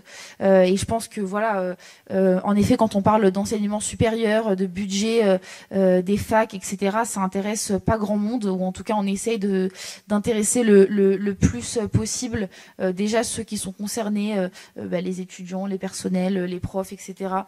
Et déjà c'est compliqué, mais je pense que Ça passera aussi par une bataille culturelle de remettre sur la table qu'est-ce que c'est le droit à l'éducation, pourquoi est-ce qu'aujourd'hui on est censé avoir une constitution qui garantisse le droit à l'accès à l'éducation et qu'en fait aujourd'hui on a, alors bon je suis pas juriste mais presque des lois qu'on pourrait qualifier de anticonstitutionnelles parce qu'en fait juste le droit à l'éducation de notre pays n'est absolument pas garanti et je pense que c'est aussi là-dessus qu'il faut que collectivement on attaque et qu'on dise qu'en fait tout ce qui se passe aujourd'hui c'est que des choses qui découlent en fait d'un système qui ne fonctionne plus. Et pour conclure très rapidement, du coup, je vais aller dans le même sens de ce qui a déjà été dit et compléter sur ce que disait Salomé du côté des étudiants. Mais la meilleure manière de lutter contre le SR privé, c'est bien de soutenir et de défendre l'enseignement supérieur public. Et donc de rappeler aussi qu'il n'y a pas de bon privé, comme essaye de nous le faire croire le ministère et le gouvernement, mais qu'on rappelle que les logiques marchandes, elles n'ont pas vraiment leur place en fait quand on parle de l'avenir des jeunes, de l'avenir des bacheliers, et que quand on parle aussi de connaissances essentielles, notamment pour lutter contre les crises, les crises qui nous arrivent, ne serait-ce que le dérèglement climatique, il n'y a pas de question de rentabilité qui doit rentrer en jeu. Et donc nous, on refuse toute cette logique privée, qu'elle soit de manière endogène ou exogène, que dans le public, on voit aussi cette volonté de rentabilité qui s'immisce, que le gouvernement il met en place Parcoursup comme une machine à sélectionner les universités, à casser les droits des étudiants ensuite en nous empêchant de réussir quand on arrive à rentrer au sein de l'université. Et que c'est parce qu'en fait, ils n'ont pas volonté que tous les étudiants y réussissent, mais bien qu'il y ait des diplômes, qu'il y ait des établissements qui soient compétitifs les uns entre les autres. Du coup, il s'agit aussi de rappeler que ce champ lexical-là, ce champ lexical de la logique marchande, il ne devrait pas être du ressort du service public, surtout quand on parle d'enseignement supérieur et de la recherche. Et donc, faire le lien avec les autres services publics, comme tu le disais, Marie. Enfin, je pense qu'il y a aussi la question du fait que dans aucun des services publics, on devrait avoir une logique marchande. Et donc, en termes de revendication, nous, de notre côté, et aussi dans la mobilisation qu'on mène actuellement, je pense que c'est important d'en parler, de cette mobilisation des étudiants, des personnels et des enseignants qui luttent pour le droit aux études, le fait qu'on ait tous le droit d'étudier dans des bonnes conditions et puis de s'émanciper par le savoir, comme l'a rappelé Anne, dans le rôle de l'enseignement supérieur et de la recherche. Mais c'est de mettre bien fin à la reconnaissance des formations privées, aussi d'interdire le caractère lucratif de ces écoles d'enseignement supérieur privé dans un premier temps, puis après de les interdire à terme. C'est aussi la création dans le public de 150 000 places en urgence et l'abrogation de Parcoursup, l'abrogation de mon master pour permettre à tous d'accéder à la formation de son choix dans la ville de son choix. Et c'est aussi de porter une attention spécifique au fait que dans ce cadre-là, on ouvre des places dans le public, dans des filières où le privé est largement majoritaire, notamment dans le commerce, le design, l'animation. Et c'est aussi largement le mot d'ordre de la mobilisation qui est actuellement en cours, c'est la question des sous et des financements, mais d'avoir un plan pluriannuel de financement, une augmentation dans un premier temps de 8 milliards d'euros dans l'enseignement supérieur et la recherche, et un plan pluriannuel de recrutement de 30 000 personnels statutaires sur 5 ans à minima. Et donc tout ça, c'est pour l'obtenir, comme le disait Salomé. On a bien acté le fait que l'État il le faisait pas parce qu'il n'avait pas connaissance de la situation, le gouvernement il le fait pas parce qu'il n'a pas connaissance ou qu'il veut fermer les yeux et qu'il pense que le SR privé c'est la bonne solution, mais bien parce qu'il y a un projet de société derrière et qui veut maintenir l'ordre tel qu'il est en place, maintenir le fait que la société elle fonctionne pour servir les intérêts des entreprises privées, les intérêts des milliardaires dont on parlait tout à l'heure, et que pour ça il faudra changer de paradigme et rappeler que le vrai rôle de l'enseignement supérieur et de la recherche. Et donc rien que pour rappeler un peu les chiffres de la mobilisation en cours, mais rien que la semaine dernière à Paris, on était des milliers rassemblés avec cette intersyndicale de l'enseignement supérieur et de la recherche, avec des étudiants, des enseignants, des personnels devant le rectorat de Paris pour porter nos revendications, à savoir plus de sous pour l'université et la recherche publique, parce qu'on refuse ce projet que Macron-Bayrou porte pour l'université, qui a vocation à mettre en dehors des universités les étudiants issus des classes populaires, et qu'on refuse cette sélection sociale raciste qui vient s'opérer. Et donc on se mobilise pour le droit de tout le monde de rentrer à l'université, puis aussi d'y réussir, et par là de s'émanciper.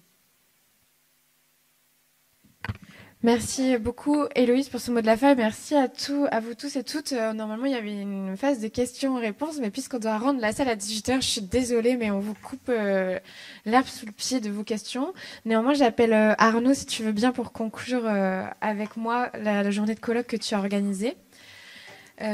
Merci encore à nouveau à vous tous. Je vais commencer comme ça on accélérera, mais je vous remercie aussi, vous tous et toutes, d'avoir assisté à cet après-midi et d'avoir suivi Des échanges. Pour conclure, moi, je voudrais juste montrer, pointer du doigt qu'on a sur les deux tables, montrer comment l'État organisait lui-même la défaillance du service public et qui permettait ainsi de faire le lit au privé. Et ce qu'on s'est tous dit, c'est qu'on souhaitait sortir de la marchandisation. Et je rajouterai des logiques territoriales, parce qu'une réforme, je reviens là-dessus, mais elle a été beaucoup abordée, la réforme du bachelor universitaire et technologique nous montre à peu près ce qui va arriver aussi dans l'université. C'est qu'on a parlé tout à l'heure des conventions collectives, mais en fait, les conventions collectives, ça vont être supprimées ou sont supprimées et remises en question à cause de la réforme du bachelor universitaire et technologique, le BUT. Ils ont mis une réforme en place qui était en logique de filière en fonction du marché local. Donc en effet, on a parlé de la métallurgie, par exemple, sur le bassin de Marseille. En Bretagne, d'où je viens, les BUT sont spécifiques sur la question de l'agroalimentaire. Et donc, on a une approche par compétences hyper atrophiée en fonction des besoins des patrons sur le territoire. Et donc, ça a 3 conséquences. La coupe des diplômes nationaux, du cadrage du diplôme national. Une conséquence, évidemment, sur les conventions collectives. Donc, Kevin et Solveig, vous en avez parlé tous les deux. Et puis, on est, à 18 ans, une main-d'œuvre employable seulement à un territoire donné sur une compétence, une fonction donnée. Donc évidemment, c'est tout l'inverse que ce qu'on porte.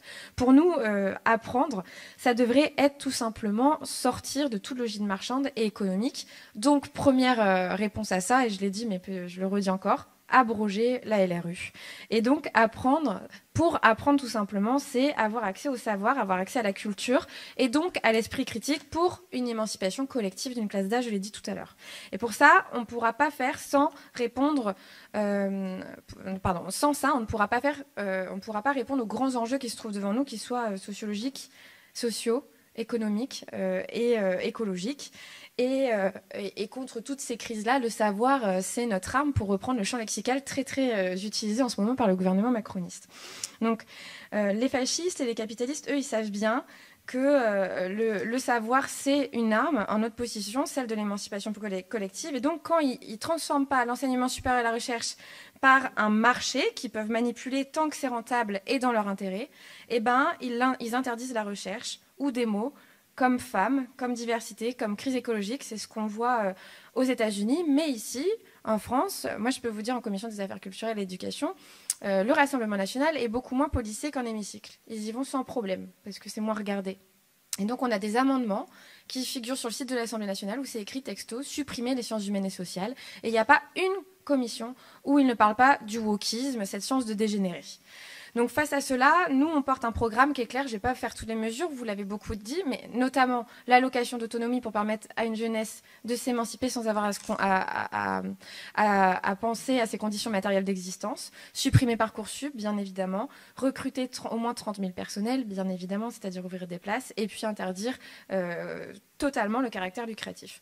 Mais au-delà de ces mesures, et je pense que Arnaud va pouvoir aussi en parler un petit peu, et des projets qu'on peut porter en tant que député, moi je veux rappeler le projet politique, philosophique qu'on porte. C'est que le savoir, la recherche, les sciences, ce sont des outils émancipateurs, comme le syndicalisme, j'en suis convaincue aussi par mon ancien passif.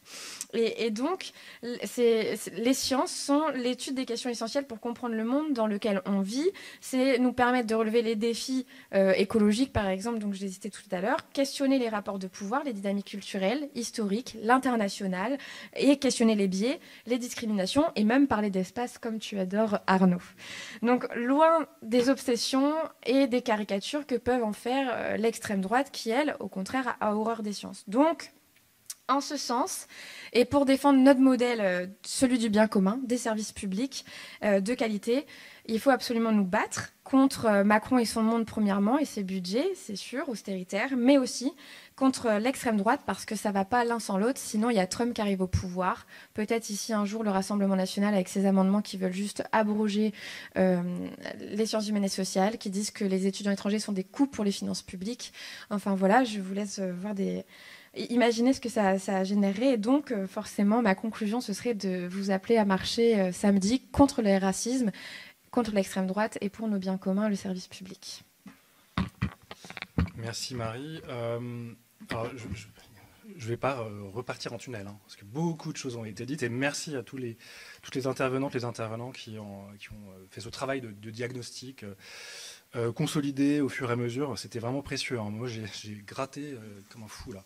Donc j'ai beaucoup de matériaux, ça sert l'analyse, et on en a besoin pour élaborer des prises normatives efficaces, évidemment en commission, en séance, et structurer des réponses politiques qui sont à la hauteur de l'enjeu. Et vraiment, l'enjeu est immense. J'ai entendu des mots-clés, hein, projet de société, attachement au savoir, savoir émancipateur. À travers ces débats, c'est toute cette question du rapport au savoir qu'on pose. Finalement, on l'a abordé de façon presque allusive, la connaissance, le savoir, ce qu'on transmet. Parce qu'on avait des offres, éventuellement des formations vaguement diplômantes, etc. Mais on transmet quoi? Qu'est-ce qu'on transmet à travers ces contenus de savoir? Franchement, moi j'avais un peu regardé de près, des fois ça fait peur, hein, il n'y a rien, du vide. Des savoirs très applicables, instrumentalisables, à des fins complètement restrictives, et surtout pour nourrir des usages purement marchands, faire fonctionner les entreprises, etc. C'est pas du tout le modèle, nous, de société qu'on porte, et de rapport au savoir. Et donc là, il y a quelque chose à activer, et je pense que j'ai entendu aussi le mot-clé de combativité, de combat. Oui, clair. Là, on a affaire à des enjeux pour lesquels on doit se battre. Il faut clairement, à un moment donné, assumer des formes de clivage. Tu l'as évoqué, il y a un affrontement qui est frontal avec le RN en commission. Bah, ça me frappe, hein, ils veulent supprimer des disciplines. C'est quand même l'ambiance. Moi, j'ai publié une petite tribune la semaine dernière où je parlais d'un Trumpisme à la française dans le Nouvel Obs. C'est l'ambiance, hein, et depuis un certain nombre d'années, avec en plus une vision mais complètement cintrée des savoirs. Ils ne savent même pas ce que c'est, quoi. Quand on commence à argumenter un petit peu, ils n'ont pas de connaissance en fait, du fonctionnement des disciplines scientifiques, ne serait-ce que du milieu académique. Donc là, il y a aussi un enjeu de réactiver. Moi, par exemple, là, je vais employer un gros mot, ethos, l'ethos de la science, l'ethos académique, l'attachement à des valeurs portés par les académiques qui croient très fort dans leur métier, l'universalisme du savoir, l'esprit critique, le désintéressement. Le désintéressement, de fait, ça fait tomber une bonne partie de l'ESR privé lucratif, hein, si on le pose comme une valeur régulatrice fondamentale. Ça, c'est des combats culturels, idéologiques, c'est des visions à la fois du savoir, mais aussi de comment on les rend préhensibles pour tout le monde. Et en le partageant dans un espace très rare, hélas, attaqué, menacé, qui est l'université. Et se joue aussi la question de la démocratie universitaire. Comment aussi on réactive ce mot-clé qui s'est affadi à cause de Pécresse, autonomie, qui ne veut plus rien dire aujourd'hui. Alors que l'autonomie, c'est la capacité de se donner nos propres règles, nos propres moyens ajustés à des fins, en l'occurrence le savoir, la culture partagée du savoir, et notre émancipation collective à travers cette aventure formidable. Et donc là, on doit à mon avis, assumer ces mots d'ordre, et franchement, on est de moins en moins nombreux à le faire aussi. Et moi, ça me consterne de voir à quel point, depuis trop longtemps, on a lâché sur ces valeurs qui sont fondamentales, parce que les marchands ont aussi assiégé l'ESR public. Et là, j'ai plein de noms, j'ai plein de situations en tête, moi qui me scandalise. Dans ESR, il y a R, on n'en a pas trop parlé de R, mais évidemment, la liaison est évidente. On est enseignant-chercheur, enseignant. Moi, je suis chercheur, mais dans une autre vie. Mais j'ai des séminaires, j'ai besoin d'aller voir les étudiants. Et cette connexion-là, dans l'ESR privé lucratif, elle est complètement abstraite, elle est même cosmétique. C'est juste un argument de vente. Ça, c'est aussi une vision du savoir très englobante qu'on doit aussi porter. Et moi, j'ai vraiment envie de la porter ici même, ce qui paraît un peu étonnant à l'Assemblée. Et en effet, ça a été constaté, ça n'intéresse pas grand monde. Et ça, en soi, c'est un scandale. C'est tellement fondamental, l'université, la recherche. Et puis c'est beaucoup de budget, mal contrôlé, etc. Et là, j'en viens sur les réponses plus opérationnelles. Il faut du contrôle, ça a été dit, du contrôle de l'État, quoi. L'État, quand il est là, non seulement il est défaillant, mais il accompagne la destruction. Et pour moi, c'est pas possible. Et ça fait trop longtemps que ça dure. Ça passe par des boutiques de l'excellence, la HCERS qui a été citée plusieurs fois, l'ANR, que moi je veux supprimer depuis toujours. Et là aussi, c'est pas que c'est un combat perdu, mais ça fait depuis trop longtemps qu'on a un peu abandonné là-dessus, quoi. Et moi, je portais vaillamment, mais tout seul, le hashtag boycott ANR. Réactivons ce hashtag, même si c'est en ce moment le dépôt des projets. Donc, réponse contre l'État forte, Et puis, à un moment donné, assumer qu'on se bat pour une vision du savoir. Et de fait, là, on a un combat à mener qui n'était pas mené jusqu'à présent. Ça a été cité, le secondaire. Il y a eu des débuts de fight en commission affaires culturelles et éducation quand on a osé poser la question du conditionnement des subventions publiques à des objectifs de mixité sociale, ce qui est bien le minimum. On ne revient même pas sur les subventions, sur le fait que c'est près de 80% des financements du privé, ce qui est en soi un gros problème. Et quand on corrèle avec les IPS et compagnie, c'est un scandale d'État majeur. Mais voilà, c'est déjà derrière nous. Là, on passe de la guerre scolaire, c'est toujours le tropisme, là, à la guerre universitaire. Moi, je suis prêt à la mener. Vraiment. Et il faut qu'on soit beaucoup plus nombreux pour le faire. Et on verra dans quelle philosophie, dans quelle stratégie on va se projeter dans la discussion de cette proposition de loi qui a été déposée par nos chers collègues socialistes, qui pour moi ne me satisfait pas du tout, je le dis très clairement. On va sans doute faire mieux. Et si on la discute, cette proposition de loi, moi je vais puissamment la contraindre pour qu'elle soit beaucoup plus... d'amendements punitifs, parce que ça ne va pas du tout. Donc je finirai là-dessus, sur cette note de combat, clairement. Merci encore, merci à l'organisation, vous avez bien travaillé. C'était beaucoup de préparation, et moi je suis très content de ce débat qu'on a eu.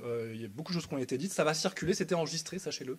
Donc on va le mettre sur les réseaux sociaux, c'est leakable, faut que ça circule, parce que vraiment il y a des choses très importantes qui ont été dites aujourd'hui, et encore, merci. Merci.